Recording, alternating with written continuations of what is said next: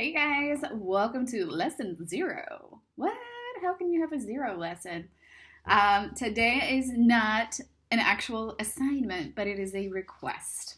I want to talk to you a little bit about two of the things that I see messing with creative people's heads more than anything else. So, I've been working as a business coach exclusively for about a year now, but I've been working as an advisor and a design manager and all of that for close to 20 years, I would say. So I've worked with a lot of creative people. I've networked with a lot of creative people. And I can tell you that of everybody that I know and every type of entrepreneur that I've ever met, I spent my career in startups, so I've spoken to a lot of entrepreneurs. Creative people are about 3 times as likely to suffer from perfectionism and overwhelm. So what do I mean by that? I mean, we are more likely to get either super duper overwhelmed with ideas because we're super excited and we're creative people and we can do everything and we want to do everything because it's fun and it's exciting. And creative energy is a feminine energy, which tends to be, when unharnessed, a little bit crazy and fun and exciting.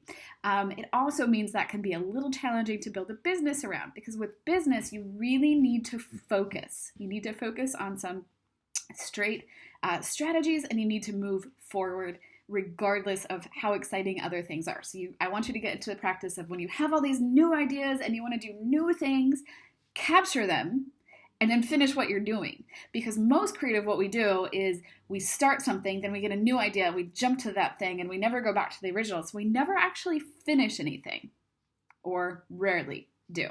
And that's one of the reasons why a lot of people struggle with their freelance businesses. They don't stay the course, right? So I want you to start getting in the habit of letting go of some of that overwhelm and the excitement and the distraction. The other thing is, we tend to think that as creative people, sometimes business sounds a little intimidating. I'm going to do my best to make business fun, to give you the information that you need, and to break it down really into the Cliff's Notes of business for you. You don't need to get an MBA to become a freelancer the way that I did. I don't recommend it. So I'm going to take what I did learn, which was so powerful, and distill it down into fine points for you.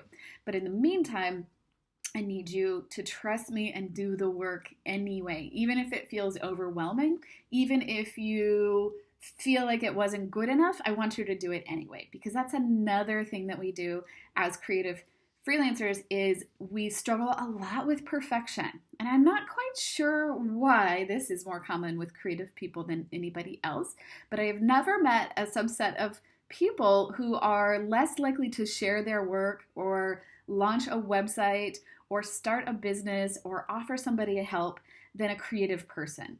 I suspect it has something to do with kind of what we often hear growing up as, like, about starving artists and artists who, never make any money and die penniless. And so we build up these stories in our head, and we have these beliefs that what we're doing is really not valuable. And it's absolutely not true. Whatever it is that your creative gift is absolutely powerful, and you can profit from it. I absolutely promise you. But you need to start practicing certain things, which is, one, not allowing that overwhelm, not allowing that fear to keep you from moving forward. So I want you to adapt a testing mindset going forward and start just taking action anyway and aiming for constant and never-ending improvement rather than perfectionism.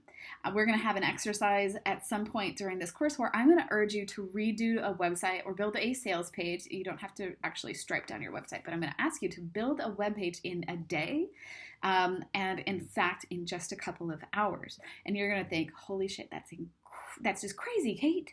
I know it. I know what your response is going to be. But you can do it if you stop overcomplicating things. That's another thing that creative people do.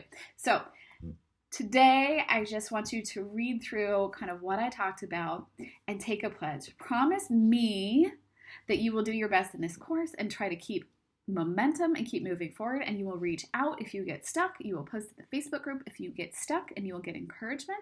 And promise yourself that you're not going to suffer from those false mindhoods anymore. I want you to take a pledge to launch before you're ready, to take action in spite of fear, to take small steps every day towards your goals, to measure everything, and to aim for constant improvement rather than in perfection. Sound good? I'll see you in the first module. Now we're really going to get to the good stuff. Are you excited? I'm excited.